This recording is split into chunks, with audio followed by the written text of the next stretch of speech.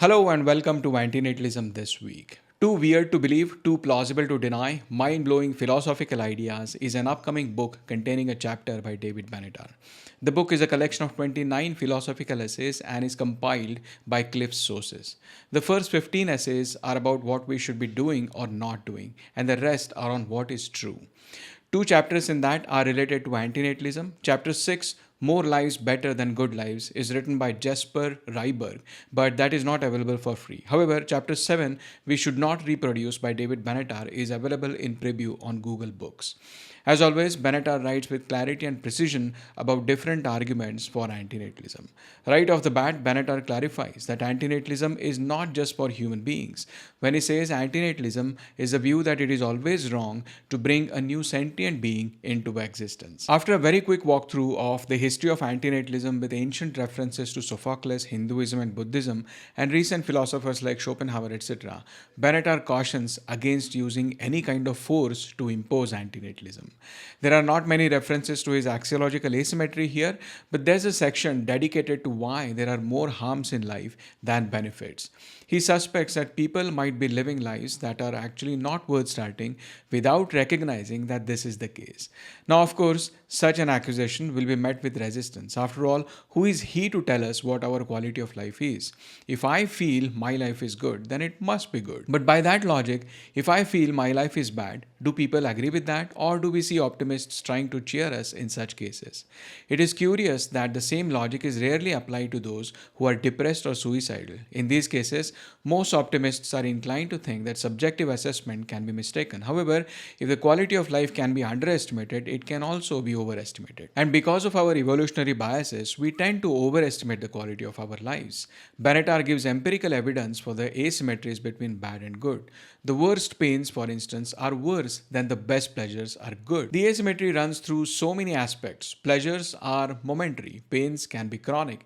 Injuries can happen instantly. Healing can take days, months, years, if at all. Satisfaction of desires quickly leads to new desires. Even the things that we treat as good are usually asymmetrical. Knowledge is good, but we can only know so little compared to what can ever be known. We think a long, healthy life is good, but even a lifespan of 100 years is negligible compared to, say, 10,000 years. There's a section called Let's Not All Kill Ourselves or Each Other. This is an important part of antinatalism. People equate not having kids with killing yourself because they think of non-existence through their own existing self. Because they imagine themselves not existing, their reflections on non-existence is with reference to a self that already exists. The evaluation of whether a life is worth starting is different than the evaluation of whether a life is worth continuing. Once we exist, we have an interest in continuing to exist. This interest is not easy to overcome, but there is no such interest before coming into existence, so there is nothing to overcome. Benatar also spends a few paragraphs on the risk argument. He reminds us that death is a certainty, saying every birth is a death in waiting. And even if you are an Epicurean who thinks that the state of being dead is not harmful, life contains possibilities of so many appalling fates. For example, in the United Kingdom, roughly 50% of people will develop cancer. If people imposed that level of risk of that sort of harm on others in non-procreative contexts, they would be widely condemned. The same standards should be applied to procreation. These were all philanthropic arguments which were about the harm to the person who is brought into existence. But there are misanthropic arguments too. Humans cause immense harm to other humans in dismally diverse ways. They include stabbing, hacking, slashing, hanging, gassing, poisoning, drowning. Other horrors include persecuting, oppressing, beating, branding, maiming, tormenting, torturing, raping, kidnapping, and enslaving. If this is not enough, we also cause immense harm to other animals. More than 63 billion terrestrial animals, and by very conservative estimates, more than 103 billion aquatic animals are killed for human consumption every year. Some vegans might think they would raise their kids as vegan. This is where Benatar talks against this. Although this is not the best argument for why vegans should not have children in my opinion, but here it is. Each new child, even if a vegan, is very likely to contribute to environmental damage one of the means whereby humans harm humans and other animals. Finally, Benatar ends with a word on extinction. The question is not whether humans will become extinct, but rather when they will. If the antinatalist arguments are correct, it would be better if this happened sooner rather than later. For the sooner this happens, the more suffering and misfortune will be avoided. So, almost all of these arguments have been presented in Benatar's previous books. In fact, this chapter itself is an adaptation of Benatar's 2017 article in Iones's Kids Just Say No. But still, this chapter is a quick peek into Benatar's work for anyone new. And there is also a suggested reading section, which includes books by Ramesh Mishra, Shauna Schifrin, Schopenhauer, among others. It also includes Jim Crawford's Confessions of an Antinatalist. Jim, by the way, is father of two biological children. The ABCs of Antinatalism, which is a coloring book by Life Sucks, is also mentioned. Creators of the YouTube channel Myonsky Theater have created another zine, this time on whether vegans should have kids. It is available to download as a PDF and you can cut it out as per instructions to make a readable story. The main argument is about consent. As vegans, one reason we reject animal exploitation is that animals cannot consent to being brought into existence for food, clothing, entertainment, or experiments. But if children likewise cannot consent to being born, might choosing to have them also raise ethical concerns. Vegan Campout happened from August 29th to September 1st in the UK. Lawrence had organized an antinatalist meetup within that campout. Among those who attended was Ola, who has been a generous donor to ATW. Earlier, I spoke to both Ola and Lawrence on the topic. How was your experience in Vegan Campout? Vegan camp out was really good. So it's always good. Sometimes they have some organizational issues with like toilet showers, stuff like that. But I think this year was the best year for me. And yeah, I think it was the best year for antinatalism as well. I don't know if I'm allowed to make statements like that. But overall, it was very good. It's always an enjoyable experience. And there's more and more of an antinatalist presence there. Not like massively public. If someone went there not as an antinatalist, they wouldn't come away thinking, oh, I've just discovered antinatalism. But if you're an antinatalist and you go to Vegan Camp Out, it's much easier to become connected with other antinatalists now. How many people were there roughly? I think the whole event was around 7,500 is the figure I've heard. They have been larger in the past, but they actually downsized to make it more manageable, which I thought was a good move. I think they grew too quickly. I'm no expert, but that was just my impression. In terms of antinatalists, so obviously the actual number of antinatalists is impossible to know because you'd have to interview every single person. But in terms of people, so each year at I was about to call it antinatalist camp out.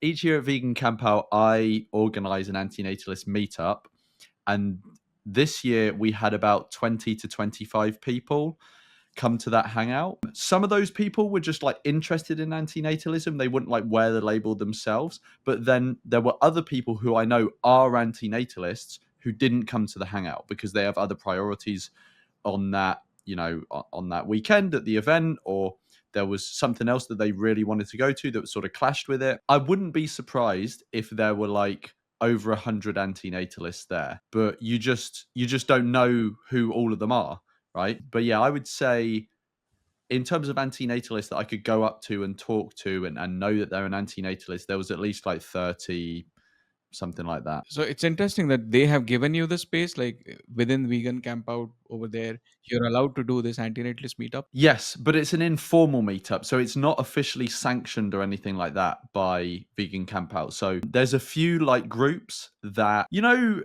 if you go to some other event, they'll do like a vegan meetup there or something like that, right? People tend to find subgroups within a subgroup, something like that. So yeah, there are a few different groups that have little meetups that are unofficial at the camp out. So there's like a property investors one, there's a conservatives one, as in like politically conservative. There's an antinatalist one. Obviously, that's the one I organize.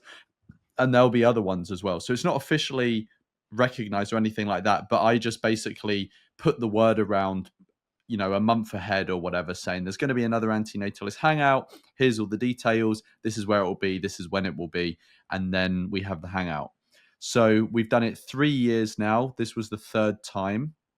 It's grown every time. And yeah, so basically what we tend to do is it's just a space for people who are antinatalist or sort of sympathetic or like interested in it to come together and basically just like interact and get to know like-minded people. So we tend to always start with going round and people sharing like, you know, their name, where are they from, how they first became interested in this idea, where they first learnt about it. So obviously like people like Benatar get referenced a lot. I would say this time when we went round the circle doing introductions, I would say Benatar was referenced in at least like a third of people's stories about how they came across antinatalism.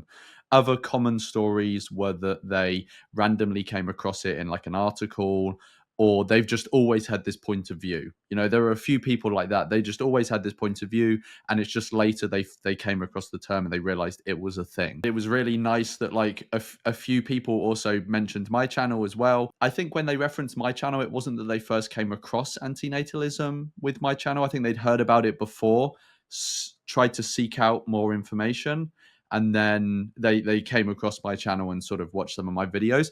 There were one or two people that mentioned your channel as well, Tejas, so I'll let you know that. So we did round of introductions, and then basically normally, so John sort of co-organized this one with me. So John Williams, who's been on my channel and helped set up Antinatalist Advocacy with me.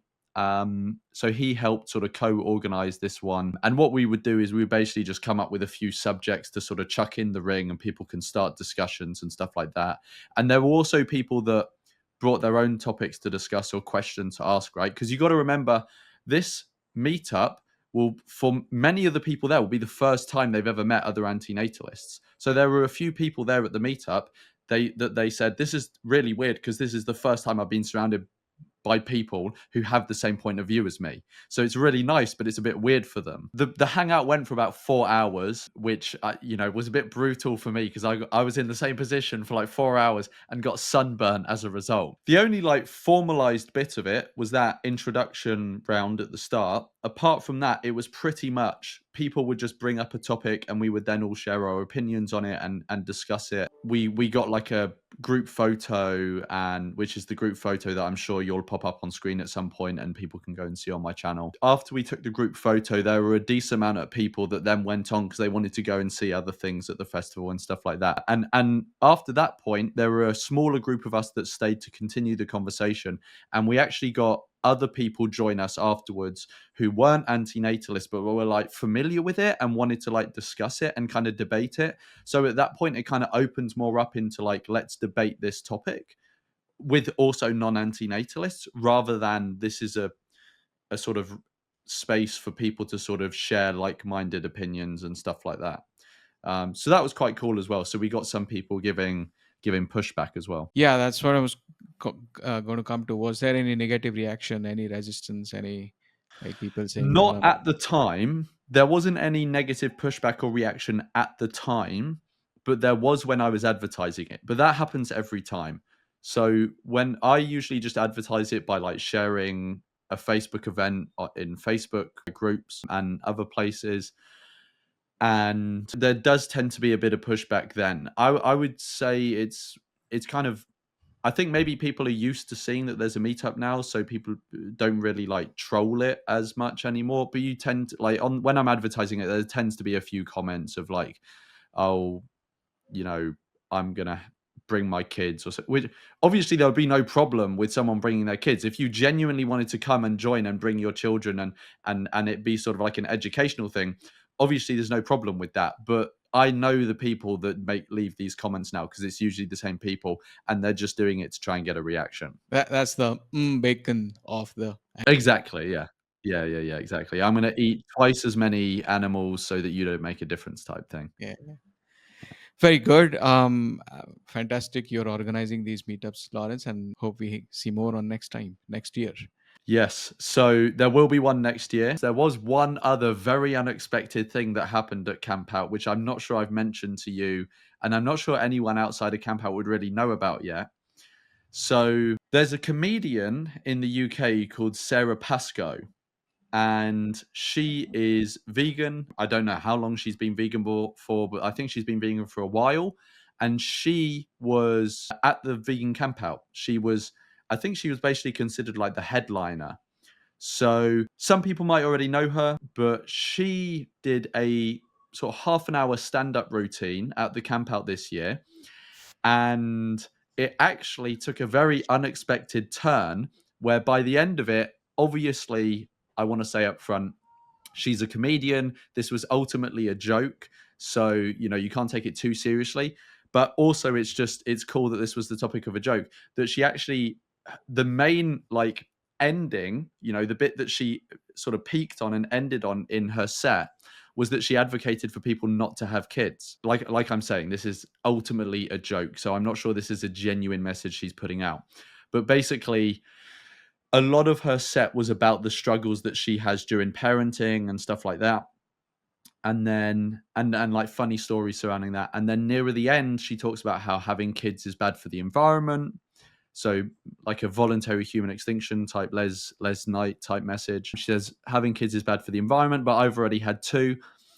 And so the reason I've been telling you all these bad stories about raising my children is because I'm trying to convince all of you guys not to have kids so that I can make up for the fact that I've had two. So it's obviously not like a properly serious message. It's not like an ethically anti-natalist message, but it was just like a funny little thing that was unexpected and happened at camp out. And I actually had a couple people message me afterwards saying, were you at the Sarah Pascoe set? It turned into a bit of like an anti-natalist type joke thing. So yeah, that was a little unexpected funny thing as well. The only other thing I will say is just that it was really nice to meet new anti-natalists and see old ones. It's gotten to the point now where people will bring other people over to me at an event and say, this guy's an antinatalist. He wants to learn about antinatalism. Have a conversation with him. So I had that a few times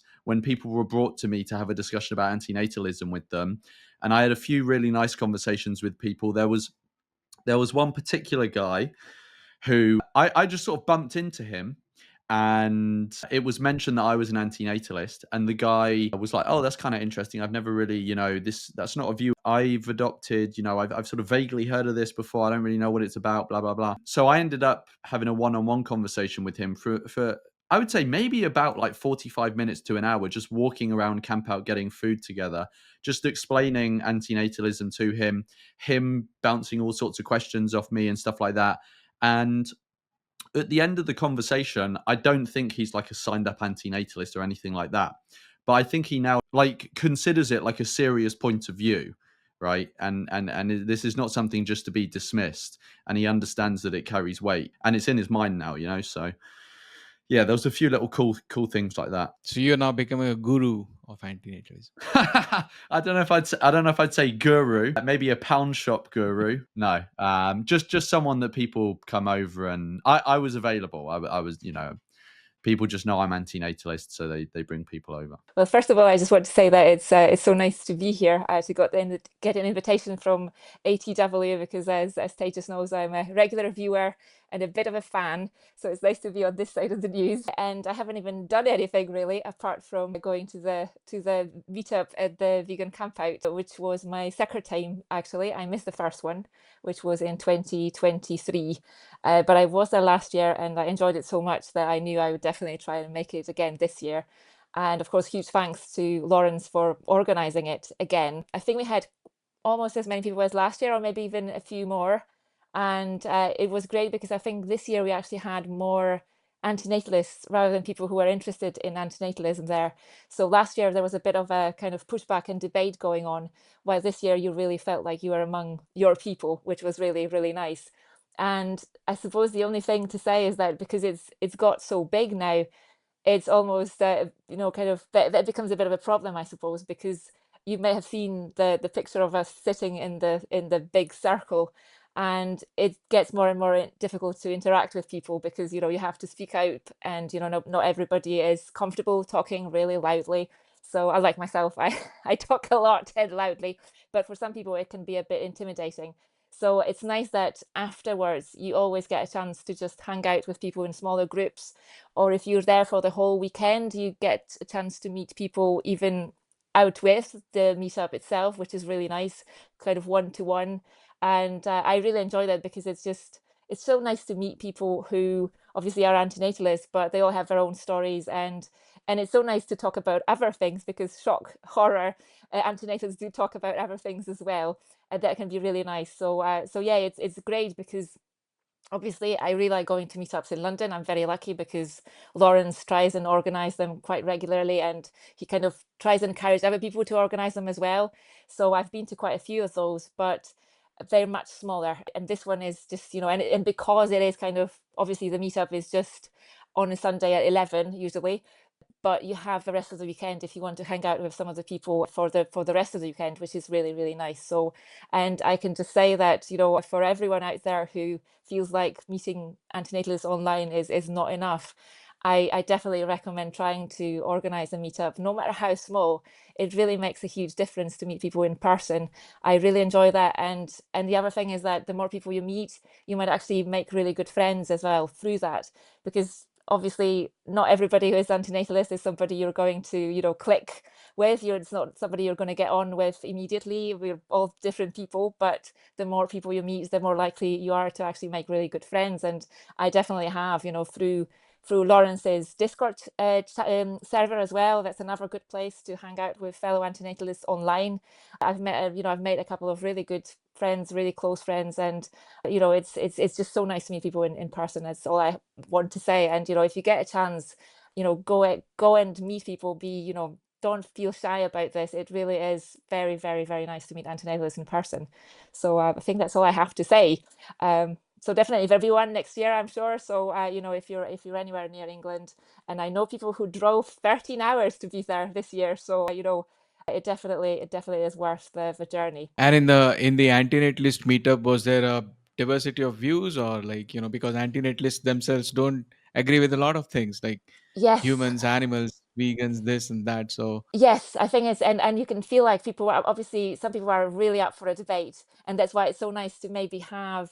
I think there's actually an idea of maybe doing kind of smaller, kind of more focused groups next year where people can actually get together and if they want to debate, they can debate. Some people love that. Other people just want to be with like-minded people, not necessarily, to get into another debate. They do a lot of that at home probably. So yeah, so I think it's great to have both, and obviously what I really like about these meetups as well is the fact that for some people, I think it might be the first opportunity they have to maybe hang out with our antinatalists, and you can tell that they have questions or they have, things that they've been bothering them for a while, and this is their chance to maybe ask somebody. And it's different when it's in person. It's more intimate. It's kind of it's just more friendly, and you probably feel more open as well. So I think we had yeah, that happens every time. So yeah, you find yourself at 11 o'clock in the middle of a field in rural England, and you're surrounded by people who talk about vasectomies. You either think, why am I here? What's happened in my life that I'm here today?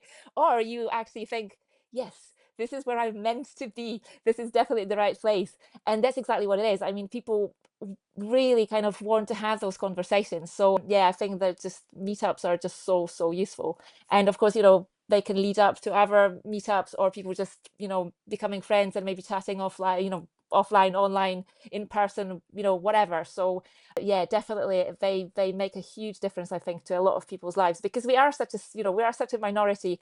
There are so few of us. I live in Glasgow. I don't really know anyone, so that's why I'll go all the way down to London, and at least it's near enough. But I definitely it's quite a big journey, but it's worth it, just to spend a few hours with antinatalists hanging out in person. So definitely recommend it, as I said before. So yeah, and if I can use this to give a big shout out to Nimrod as well, because Nimrod is another person that kind of encouraged me to actually go out and start meeting people, because obviously we know him as an activist, and he does an amazing job, and he's just like, I don't know where he finds the energy, but I think people sometimes forget that he also does an excellent job at bringing people together, because when he goes on one of his insane tours, like last year, when he goes to a city, he tries and meet the locals. And that way, sometimes people who've lived in the same city for years and they're both antinatalists, they never got to meet, but because they go out and meet Nimrod and maybe help him out while he's doing outreach, they suddenly meet and they carry on meeting afterwards and maybe doing some outreach themselves. So yeah, definitely, I think my first meetup was when Nimrod was in London last year, and that's when I met Lawrence for the first time. So yeah, it's definitely kind of people like that are just we really should celebrate them, because they really make an effort to build a community offline as well, which is really very, very precious, I think. That's very good. Nimrod, if you're listening, thank you very much. Absolutely. Yes. The winner of the last year's Antinatalist of the Year. So I should mention that as well. So that was antinatalism at the vegan campout, thanks to Ola and Lawrence. Speaking of Lawrence, his antinatalist handbook now has a Norwegian translation and is published on antinatalishandbook.org. I'm sure Peter Wiesel Zapfer would be happy to know about this. And Lawrence is also doing new antinatalism sticker designs along with another batch of older ones with quotes on them. Last time, packs of 5 stickers with different philosophers and quotes were sold out in no time. It looks like there is good demand for this, so thanks to Lawrence for doing this. Conundrum is the name of the YouTube channel, and he makes videos on antinatalism. This time, he has come up with a new conundrum. Even if we accept that it is morally wrong to have children, to what degree is it wrong? Is it only trivially wrong, like, say, eating cookies against your mother's permission, or is it comparable to crimes like enslavement or murder? He explains why this question is important and brainstorms on few methods to answer this question. He says that no philosopher has actually addressed this and leaves the question open for the audience to answer. Now, conundrums claim that no philosopher has actually addressed this question might be true to some extent. David Benatar mostly focuses on the serious harm caused by coming into existence in Better Never to Have Been and other books. But we do find some indirect glimpses of him talking about how much wrong it is to impose that harm on someone else. For example, he says it shows that they play Russian roulette with a fully loaded gun aimed, of course, not at their own heads but at those of their future offspring. In Still Better Never to Have Been, he says they play a procreational Russian roulette in which their children stand to pay the price. If the asymmetry argument works, then the gun is fully loaded. But even if the asymmetry argument fails and the gun is only partly loaded, taking such risks for one's offspring is morally problematic. And then about the quality of life argument as the reason to think that procreation is deeply morally problematic. As Lawrence suggests in the comments on Conundrum's video, Benatar also compares the impact of our actions on existing persons to procreation. The risks of cancer alone are substantial. In the United Kingdom, roughly 50% of people will develop the disease. If people impose that sort of risk of that sort of harm on others in non-procreative contexts, they would be very widely condemned. The same standards should be applied to procreation. I'm quoting these not to answer or nullify Conundrum's question. I rather think that this question can be explored further, so thanks to him for asking this. From philosophy to the world of films, there is a short film called No Dice made by a young Bangladeshi filmmaker, Sagar Islam. As you can see, the poster itself says The Gamble of Procreation. News is that this film was awarded for the best original idea at the Absurd Film Festival in Italy. I could not confirm this, but the film most probably is in Bengali, and based on the comment on Sagar's Facebook, he might put it out on YouTube after a while. So congratulations to Sagar, and looking forward to watching this film. Hopefully it'll have subtitles. We also have a news from Bollywood. Abhay Deol is a famous Bollywood actor. Born in the famous Deol family, he has done 25 films, 6 television shows, and has won several awards for his acting. His recent interview, published in the Times of India, mentions his views on having children. He does not want children. That's not special in itself. Many Bollywood actors don't have children, and some have expressed their child-free inclinations in the past. But Abhay Deol seems to have some antinatalist inclinations where he says, I don't want to have children. If I was to settle down, then I would adopt over having my own, because I don't know, I just look at the world and I'm like, why would I bring a child into this planet? Speaking of the Times of India, which is one of the largest newspapers in India, it had an article on human extinction. What would happen if humans stopped having children? How long would civilization survive? It's not an antinatalist article, but it imagines extinction through non procreation in the light of declining global fertility rates. So, not exactly antinatalism, but notable that these things are even talked about in Indian mainstream media. And on the subject of declining fertility rates, Gallup published an article on Americans' ideal family size. It has this chart which shows a comparison of what Americans think is the ideal number of children in a family to the actual fertility rate. And as you can see, from 1960s onwards, the ideal number of children has averaged about 2.5, but the actual fertility rate has declined. So Americans are not able to have the number of children that they would want to have. This is bad for their desire satisfaction, but good as a consequence of fewer children being born from an antinatalist perspective. But this is a good news because it shows that declining fertility rates are not because of antinatalism. So pronatalists should stop blaming antinatalists for this. But it is also a bad news because it shows how negligible an impact our philosophical arguments have on people at large.